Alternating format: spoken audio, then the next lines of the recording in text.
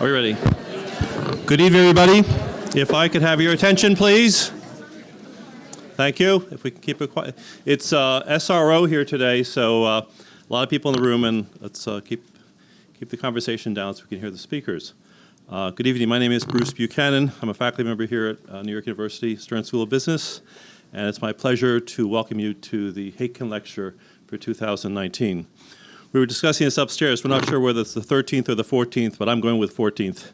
The Haitkin family have supported this effort through all those years, and it's been a wonderful opportunity to bring to the school voices that we need to hear. And the original intent of this support was to bring to the school people who have new ideas about business, new ideas to challenge us to do things better, and to speak a little bit of truth to power.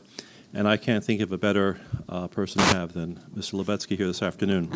So my job here is to do my usual job, which is to introduce people who need no introduction. Daniel Lubetzky is the founder of Kind Snacks, LLC. I'll leave it at that. And Tensie Whelan, who's going to do the questions with Mr. Lubetzky, is the director of our Center for Sustainable Business. Tensie joined the school a few years ago after running the Rainforest Alliance for 15 years, and she's done extraordinary things for the school in her short time here to bring sustainability and the higher ideas around business to all of our students and to the rest of our faculty. So why don't we all give a warm welcome to these folks and a round of applause to appreciate the Haitkin family. And with that, over to you, Tensie. Thank you so much, Bruce, and good evening, everybody. Welcome. It's great to have you all here at 5:30 on a Monday night. Wow, a lot of interest in you, Daniel.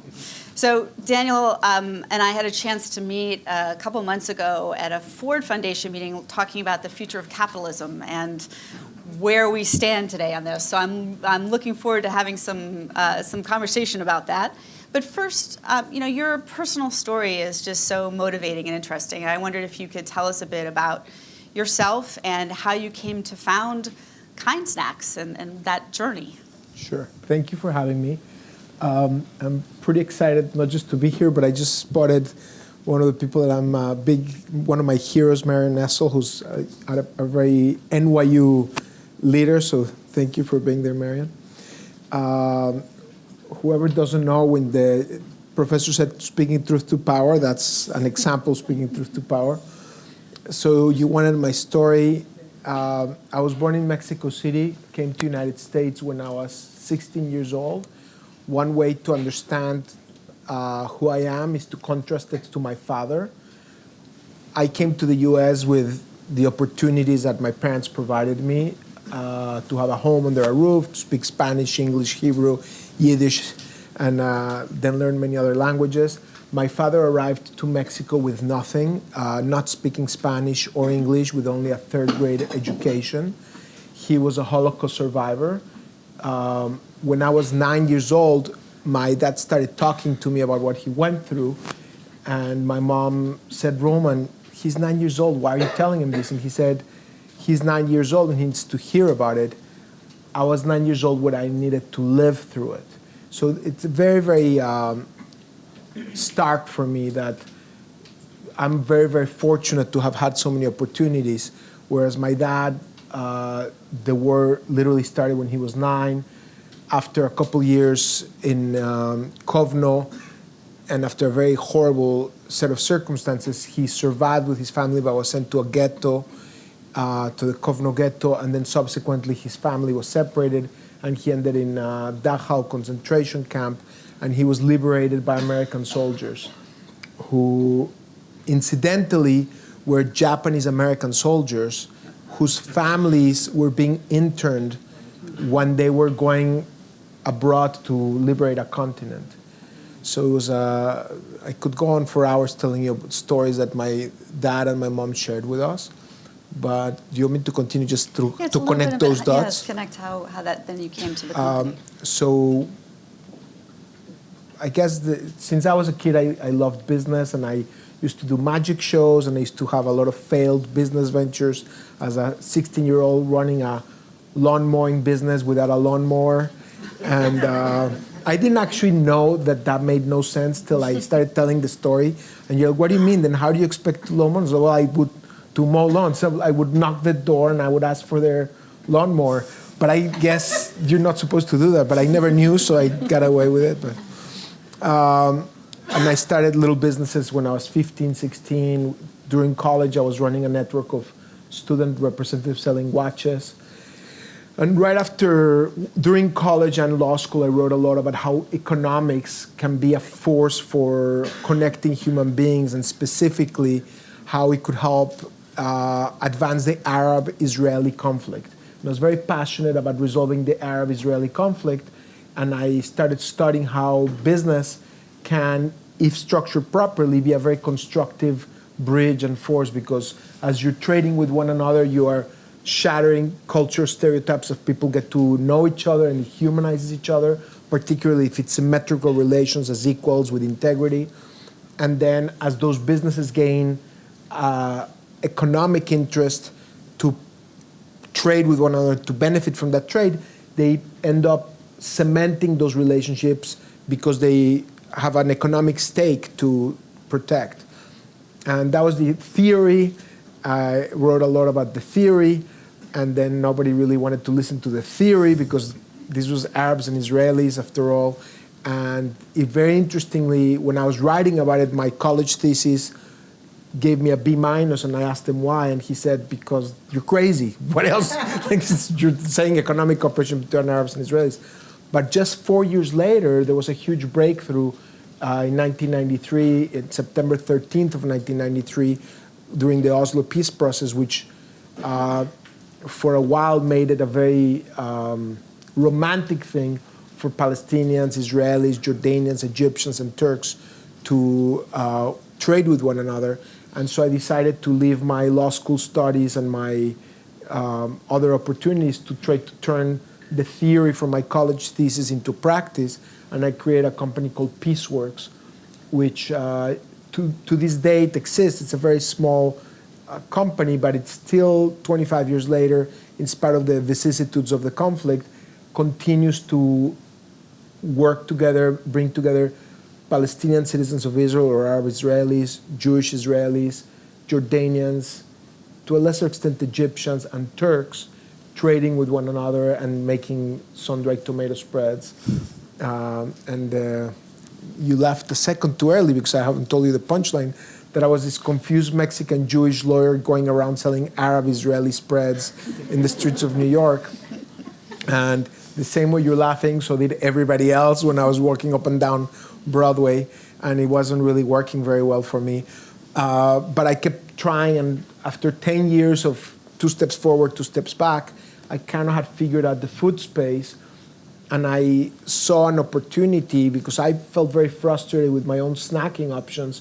And when I was staying long hours in my office, skipping lunch or dinner, or traveling across the United States, selling our wares, or going to other countries trying to create new Peaceworks ventures, I felt very frustrated with my snacking options. Everything was either very indulgent, just full of sugar, or very cardboardy, or both. And I had the idea for Kind, and then it took off, and I drew a lot of the lessons from the earlier mistakes from Peaceworks, and that helped launch Kind into what it is today. Today, Kind is in about 300,000 stores. It's now in 32 countries. We have about 85 products. We sell over $1 billion a year at retail. And it started out of the basement of my building with $10,000 and a lot of mistakes, and used furniture that we took from the, how do you call it, in the street corners, on the curb.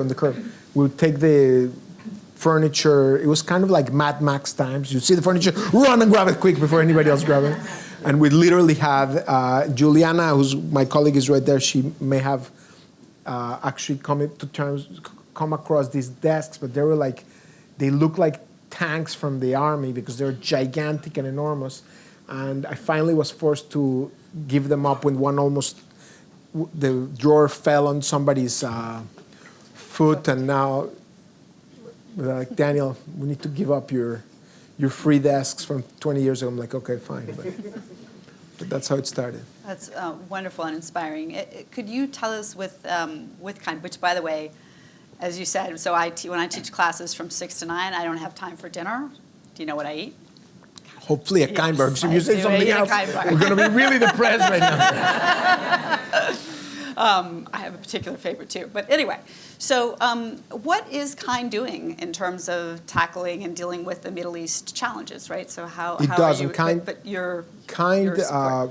very purposefully, we wanted to separate them. So actually KIND was incubated by Peaceworks, but once it grew, it kind of grew so fast that it eclipsed Peaceworks. And once we brought in investors, the investors, and I think they were right, wanted us to separate the businesses. So we spun them off, and so they're very separate businesses. They don't have any official relationship. Peaceworks is run by a colleague of mine out of Boston. KIND, I most recently promoted somebody as CEO, so it's run by Mike Barkley out of New York City. And they're very separate. So the Peaceworks mission is to use business to bring neighbors together. The KIND mission is to do the kind thing for your body, for your taste buds, and for your world. And I had fallen in love with the prospect of not just making money, but trying to make your small contribution to make this a better world through Peaceworks. So when we were doing KIND, I wanted to find a way to also have a social impact. So when we created KIND, do the kind thing for your body is about nutritionally dense ingredients, and every one of our products leads with almonds or other whole nuts or whole fruits or whole grains, always nutrient-dense ingredients recommended for daily consumption by the dietary guidelines.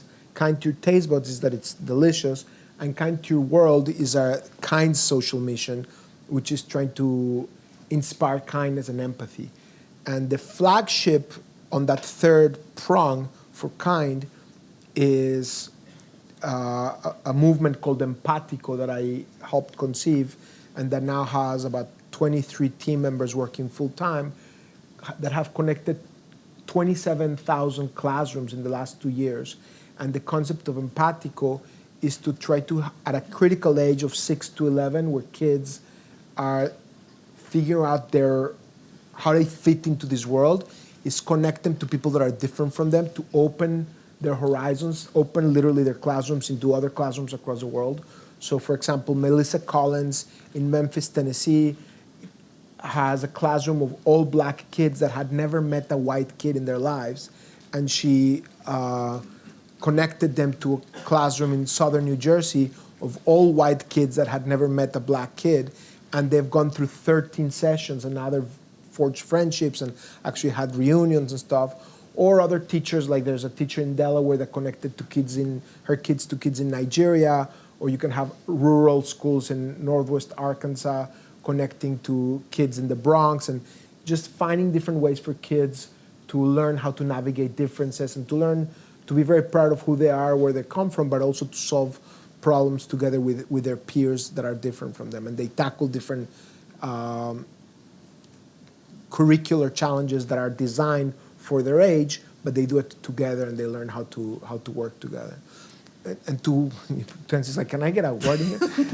But to answer your question about the Middle East, I'm still very involved, but not through KIND, through the Peaceworks Foundation and through the One Voice movement and through the Peaceworks, the company. Perfect, thank you. So some of the debates we have at business school, and actually we're seeing in the newspaper, is about how should a company have a social purpose? Should a company be active in any way, right? And so I'm curious from your standpoint, how important is the social purpose of KIND versus its taste and its nutrition to your consumers? And does that focus help you in your competitive positioning at all, do you think? Yeah, it's a question that we could talk for hours, and I guess we're going to talk about that topic for a little longer, but I'd start as follows. When I did Peaceworks, I was so passionate about the social mission, and I loved so much the concept of bringing Arabs and Israelis together. That was why I was doing it. I never thought I was going to be running a food company. Food became the language that brought them together, the products that brought them to work together, but it was about the mission. And I talked about the mission. And when I was starting in New York City talking about the mission, and I would start in street fairs in New York City talking about Peaceworks mission, people would walk by and say, oh, that's so sweet. Can I introduce you to my daughter? But then they would move on because they didn't want to buy the product because of the mission. And then once I started selling the products, when I started focusing on letting people try it and realizing that it was delicious. And I drew the lesson, perhaps too much, that we needed to focus on the quality and taste of the products, and the mission could not drive at the forefront. When we launched Kind, you know, sometimes when you have a decision, you move the pendulum maybe too much in the opposite direction. So when we launched Kind, for this first many years, we had a social mission, but we didn't talk about it. We only talked about, I mean, we had two social missions, Kind, right? Nutritional dense foods from the get-go. It was about health and taste. But the empathy component, the do the kind thing for your world part, was in the recess. It was something that gave me meaning, gave our team meaning, but we didn't talk about it for the first many years between 2004 when we launched Kind and 2008 or 10. You barely saw any conversation about that. At some point, we started feeling more comfortable once people loved Kind bars for what they are, talking about that additional reason to believe, but never creating the impression that we wanted people to buy our products because of the social mission. I still believe that when you, from a marketing perspective, as a business person, for me, it feels much more comfortable to focus on the product's features and qualities and then let the mission speak for itself. But the reason why I say it's kind of like a moving picture is that society is evolving. Young people care more than the prior generations.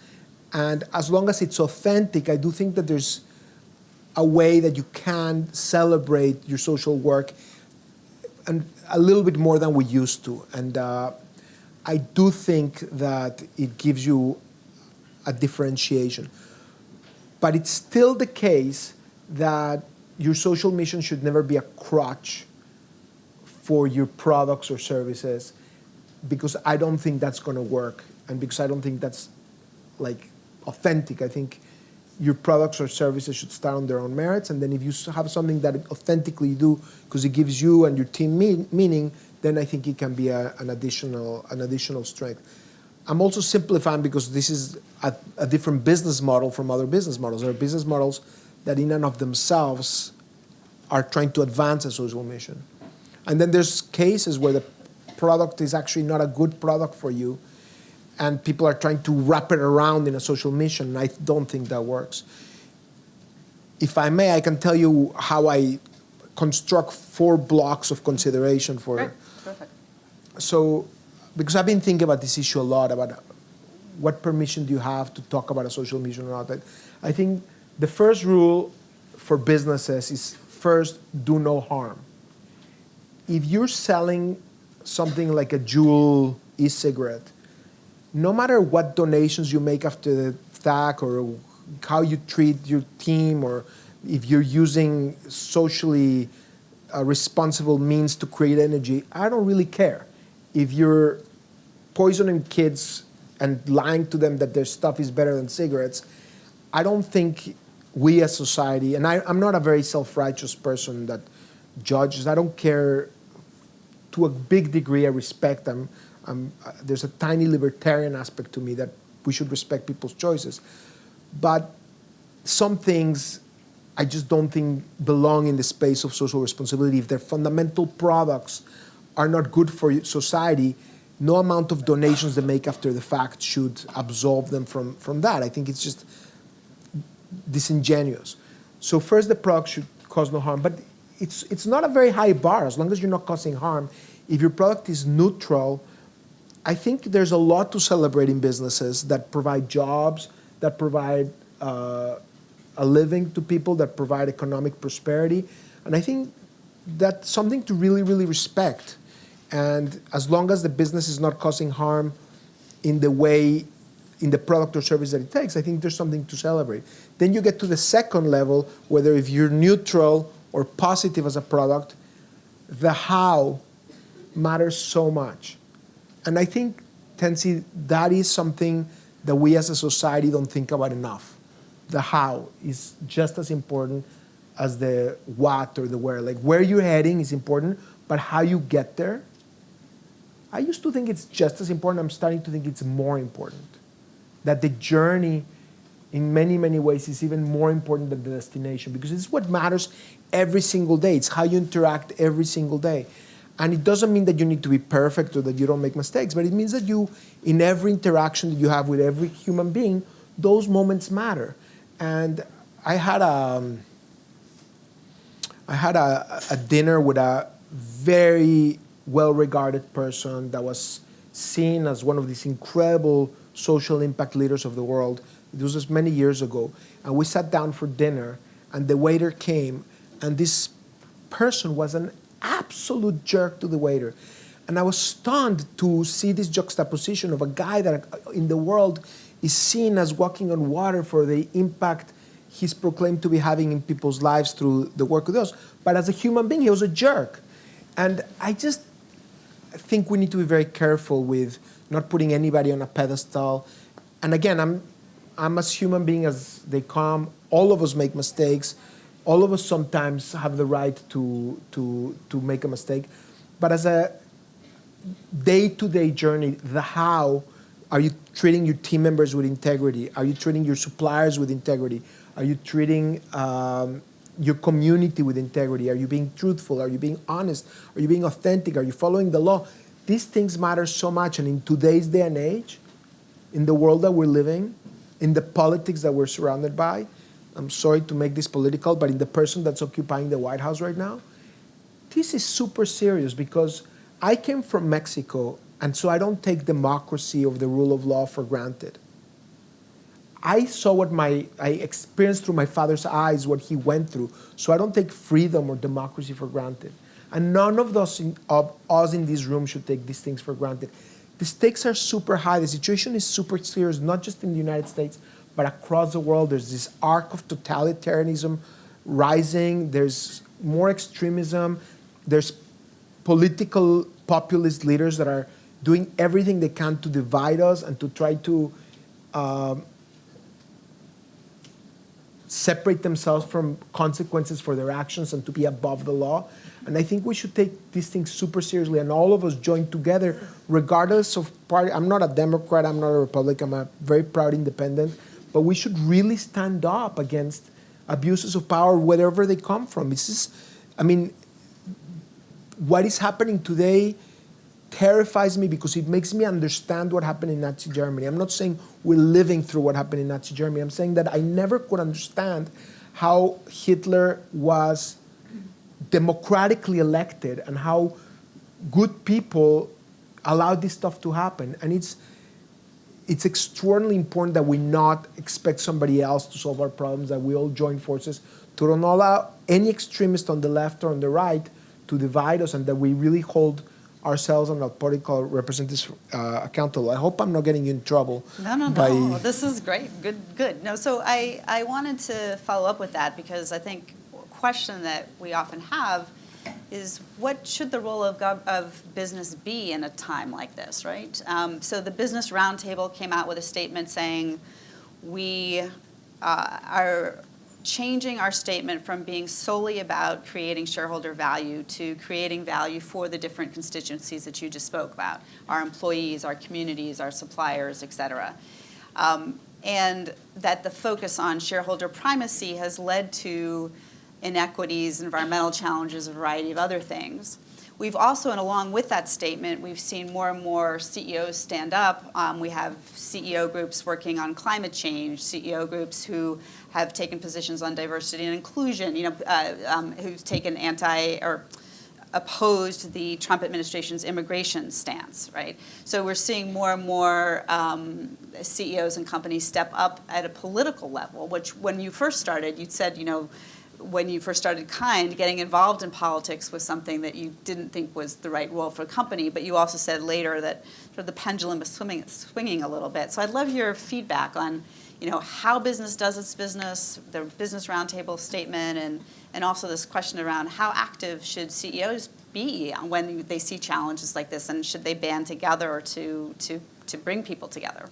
So first of all, the Business Roundtable decision, where it used to be the case, in the Chicago School of Business, was Milton Friedman from Chicago. So they basically made the point that the only responsibility of business is to be profitable, to make money, and to be accountable to stakeholders, to the shareholders. And this more evolved perspective is like, yeah, you should also be responsible to your employees, to your community. And the reason why these have so much tension is that some investors think that being responsible to your community and to your employees might be eroding the concern about making money. I think there's a false juxtaposition here, and I believe that authentic awareness of your context and authentic regard for your community and for your employees and for your consumers and for your community, it's going to make you a better business and a more vibrant business. It's going to create more value, and it's going to be better for the shareholders too. And it's a little bit of a simplification because sometimes there are tensions in everything and choices where there are real choices, but most of the times these are false compromises we're asking to make. Today, do you know Raj Sijoda from Conscious Capitalism? Yeah. Just as I was leaving here, he sent an article to a bunch of us which highlighted how when companies don't behave that way with social responsibility, how they destroy value. And a lot of the conversation has been, this is him in the note that he sent to us, is a lot of the conversation tends to focus on whether by you caring about a more holistic world, you're actually not enhancing shareholder value. But in fact, there was this meta study that they conducted where actually when companies behave with disregard for their communities, or it stands to reason that they probably destroy a lot more value. So I think that increasingly these are going to be table stakes. I prefer a business that, again, if they do no harm and they're treating everybody with integrity and they don't want to advertise or do progressive social good stuff, but they're authentic, I'm fine with that. I don't like businesses that wrap themselves around social responsibility when it's not authentic. I think that's very dangerous because then consumers become very jaded. But I do believe that increasingly as we move forward, a holistic sense of your role in the community is going to be table stakes. And the reason for that is that the private sector permeates our lives more than any other sector. In the 15th century, it was the church that was the organizing principle around societies in medieval Europe. And then in the 16th and 17th century, the nation state rose and it was the government that occupied a lot of that power. But increasingly with the Industrial Revolution and all the things that have happened in the 18th, 19th, and 20th century, today it's the private sector that most impacts our lives. You see it everywhere you go. Businesses surround us in everything. And the private sector also with NGOs and civil society, it's far, far more prevalent in our lives than the government today, as big of a role as the government plays in certain sectors or not. So if we're going to tackle major problems like climate change, like plastic in our oceans, like resource scarcity, like water scarcity, like xenophobia, like migratory issues, like potential pandemics, you can keep going. The private sector is going to probably have to play a role. And the power of the private sector is that when the promise of capitalism is that you can have scalable, sustainable mechanisms. Like I also run a couple nonprofits. We were talking earlier today, I think Juliana was in that meeting, about how we need to continue giving funds to Empatico. We were talking about Empatico. And we made a $20 million commitment to Empatico, and we've given $10 million so far. And now we're like, have to give the next. I'm like, man, I wish it would be self-sustaining, but we promised it was going to be free for the teachers. But it's harder to scale up because you don't have a self-sustaining mechanism. So the cool thing about market forces is that if you're able to create a business model where you're advancing your economic interests while advancing the social good, the more that you grow the business, the more that you're advancing your cause, it becomes self-sustaining. It grows. So there's a lot of promise in relying on market forces to tackle things when the business model can incorporate that. I just want to say I don't agree with you, Tensie, completely that the business sector has played a leadership role in this environment. I think it's the opposite. In Charlottesville, when Charlottesville happened, was the last time that I can think of with business leaders took a stance, and after Charlottesville, they said this is not acceptable, and I think it was the technology council that got disbanded. But since then, there's been so many things that have happened. I can't think of one major business that has taken a position on what happened with Ukraine. I mean, for me, again, as the son of a Holocaust survivor who was raised in Mexico, who doesn't take these things for granted, the thought that the President of the United States used congressionally mandated aid of $400 million to Ukraine to try to negotiate that they investigate his political opponent. This should happen in Russia or in other countries, not in the United States. It's very serious. It's the beginning of a Kafkaesque world. And I think all of us, all business leaders, should stand up. And it's very hard because the position I'm taking, probably 40% of Americans don't like it because they are just supporting Trump. And for a business, sometimes they don't want to upset 40% of their potential customer base. But I think these things transcend business interest, and I think we all need to recognize that. I mean, it's an interesting point. I was thinking, for example, we've seen for quite a few of the automotive companies say we're going to stand up and go with the California emission standards against Trump. And then we saw other auto companies say, no, actually, we're going to go with the Trump administration's weaker standards. Or we've seen, for example, the CEO of Dick's Sporting Goods say we're not going to carry guns anymore. So we have seen in different topics. I think one of the challenges with a topic like the Ukraine is that when CEOs take these types of positions, it tends more to be, they're concerned about their authenticity. It tends to be more things that are related to what they do, and that's completely out of their sphere, right? Yeah.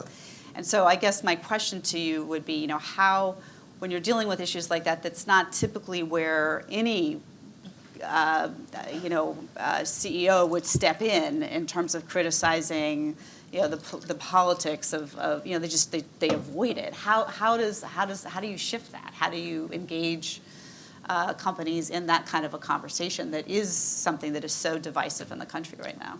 First, I think I want to observe that Tensie tends to be a half-glass full person, and I'm sad to realize that I'm maybe a worry bug.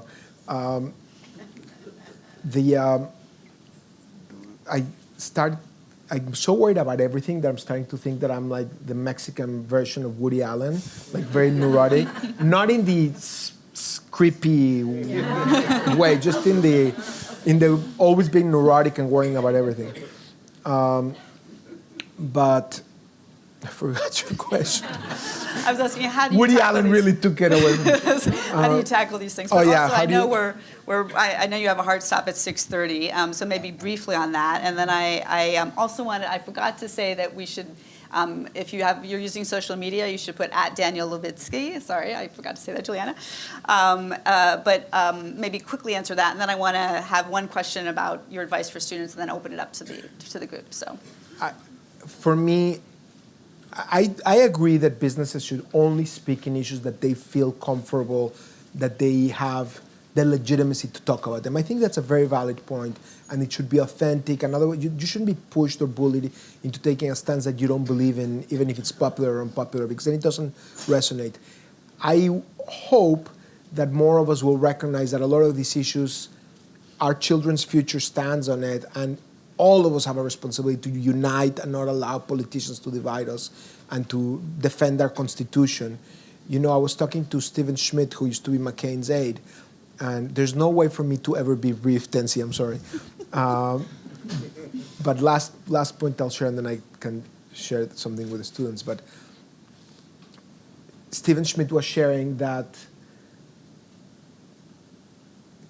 he learned that the Canadian Constitution, when you become a Canadian citizen, you take an oath to be loyal to the Queen.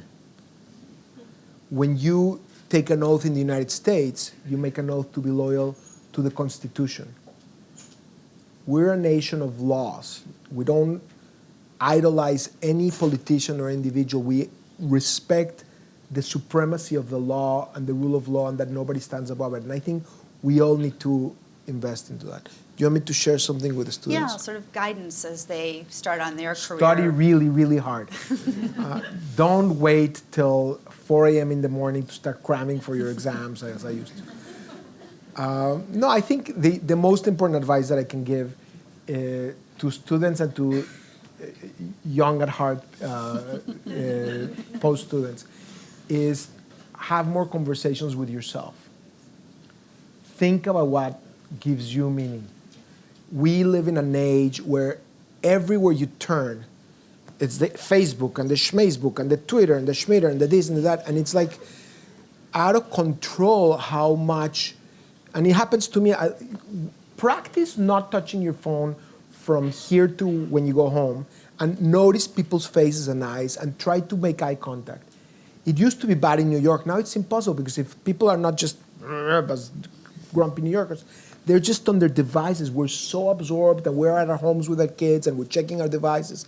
And these devices and this social media is just eating all of our humanity, and it's preventing us from having conversations with ourselves. Because it used to be the case that when you had 10 minutes with nothing to do, your brain would start processing the day and you start digesting what matters to you, what doesn't. You think, you'd have conversations with yourself. And the space we're giving ourselves to have conversations with ourselves is increasingly smaller and smaller and smaller, and it's very dangerous. And for a student in particular, as you're thinking about what you want to do, make sure you take the time to think about what matters to you, what gives you meaning, what really you're passionate about. Because as I was talking earlier about how the journey is as important, if not more than the destination, if you start on a journey for something that you care about, for something that gives you meaning, you're most likely to have a much more fulfilling life, because every day, every step of the way, whether you achieve this or you achieve that, you're pursuing what you care about, and that is so much more important than just blindly following superficial evaluation of whether you got more likes on this or whether you made more money. Or. Thank you, Daniel. And just a mini commercial. Daniel is looking for an investment associate for his family office and foundations that was posted at NYU Stern. So if anybody gets really excited and wants to see about working for a man working with a man with this vision. So let me open it up now to your questions. And yes, over here, if you could just introduce yourself too briefly. Hi, my name is Lucy Marathi, and I'm actually from the Wagner School of Public Service, so happy to be here. And also Armenian genocide. Well, my family survived the Armenian genocide, so that's how we got to America. But my question for you is, and this would entail thinking back to Kind's early days. What are the biggest challenges that a social entrepreneur has to face? And you know what she's referring to about the Armenian genocide was a horrible act that only recently the United States government has finally acknowledged. And I joined the ADL board, and ADL worked really hard to support that. But you know, one thing that I shared on Shark Tank that became very popular, which I think is a really good tool for social entrepreneurs or any type of entrepreneur, is separating the 3 phases of entrepreneurship. And the first phase, you have to be very creative. It's the 3 C's. The first C is you have to be very, very creative and not let anything get in the way of your creativity. Don't start applying filters of whether it makes sense or doesn't make sense, because the minute you start bringing those filters, you might prevent that creativity from really, really coming out. So you just need to think creatively, try to tackle what is the problem that you're trying to solve and come up with a creative solution to that problem. The second phase, you're a skeptic. You're the most consummate critic. So it's the second C, is you're your own worst critic. So after you've come up with an idea and you love your idea, then you introduce the difficult questions that you need to add.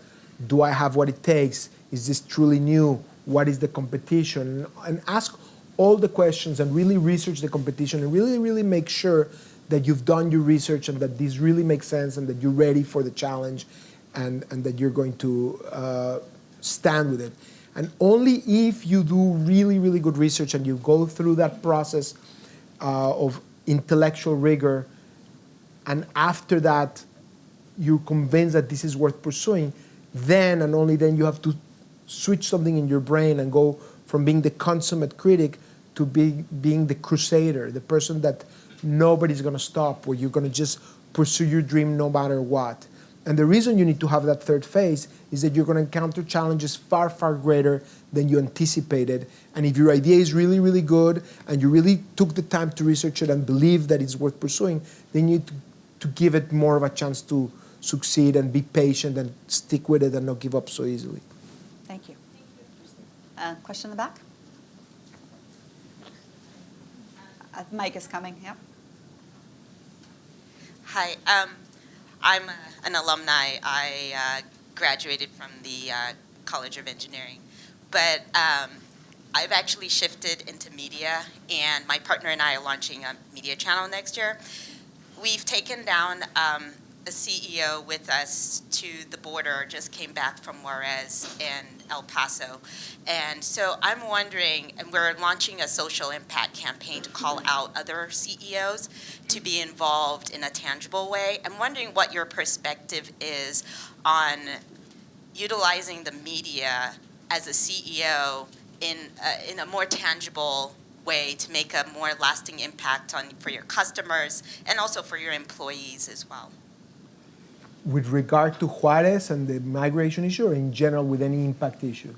Yeah. Just in general with any social impact issue. Okay, because I got a little scared at the beginning that you said you took down the CEO in Juarez, and I'm like, oh my God, call the police or something. But I don't think you were confessing to a crime right now. No.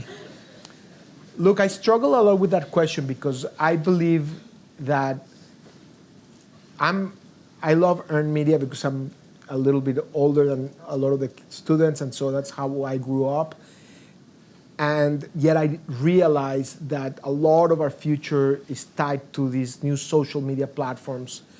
And I'm trying to get into, that's why Julian asked that you guys join us on @Daniel Lubetzky on Twitter, on Instagram, and on Facebook. I guess it's Daniel Lubetzky. And I'm doing my best to try to do it, but I fundamentally hate social media. And I realize that there's so much power to it and we need to figure it out. But it's a very fundamentally narcissistic exercise. And I struggle a lot with it, and I haven't fully figured out how best to unlock its positive power without all the destructive dehumanization that it causes. But we need to find ways to use technology for the good, like we're using with Empatico. We need to find ways to connect people and to build bridges between people. And we're working on a campaign connected to what I was talking earlier about business responsibility, which we'll probably share in the next month or two, that tries to use the power of the people for connecting us rather than for dividing us. I don't know. I wish I had some greater word of wisdom on that topic right now. Question? Yes?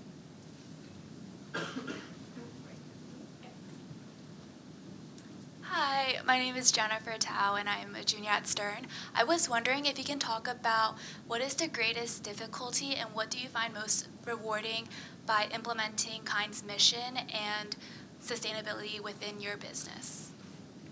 The greatest difficulty, I think it varies by year and by week and it's not one single thing. I think it depends on the year. Like the challenge that we had when we were underfinanced and we couldn't even put food on the table and we're barely eking by are very different from the challenges that we have now, where we're trying to continue growing and not lose our culture and our values as we try to take KIND to the next level. So I think the common theme is making sure that you have an obsession with being the best that you can be in everything you do, and to always strive to have a commitment to excellence, to not allow mediocrity to steep into any aspect of who you are or how you do things. And when I say mediocrity, it can be, at KIND we have something called hungry and kind values. So we have 8 values that we distilled into what our culture is about. And the KIND values are, teamwork rather than just thinking about me, thinking about us. All the issues related to the how, like being kind towards one another. So they're the KIND values. And then the hungry values have a lot to do with ownership spirit, with it being entrepreneurial, with being a hungry hunter that's trying to seize opportunities and having a commitment to excellence in everything you do. And you have to find the way to advance both of them at all times and not sacrifice one or the other, to always pursue the most impact you can in the kindest way you can do it, to always try to achieve the most, but do it in a way that you can feel that you're preserving your culture. Thank you, Daniel, for inspiring us all to be kind and to eat your kind bars and to think about the future and nature of business. So thank you so much. Thank you.